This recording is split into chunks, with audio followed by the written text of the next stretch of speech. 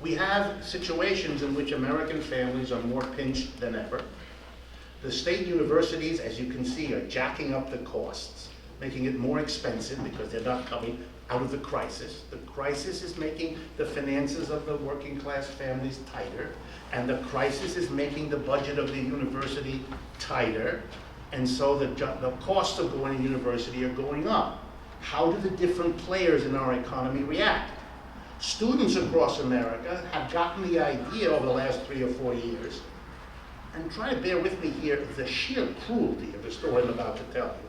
As American young people are having harder and harder time getting a job, keeping a job, making a living, millions of them decided over recent years that the way to manage this economic and social problem is by the individual act of going back to school to get another degree or to move further up, to be better credentialed to get the job that's now so harder to get.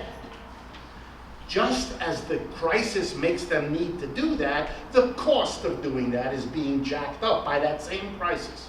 So it gets them by driving them to the school, and then it squeezes them financially in the school. So what have they done? Of course, what have they done? Since the family has less resources than before to help them go to school, the young people are turning to a massive level of debt. The student debt of the United States is the most rapidly growing kind of credit in the United States. Last year, for the first time ever, the total amount of debt of American students exceeded the total amount of debt of all American credit cards. So student debt is now a bigger phenomenon than credit card debt. That's extraordinary. There are, in fact, millions of American students now carrying levels of debt that they cannot, with all the economic projections we make, they simply can't pay.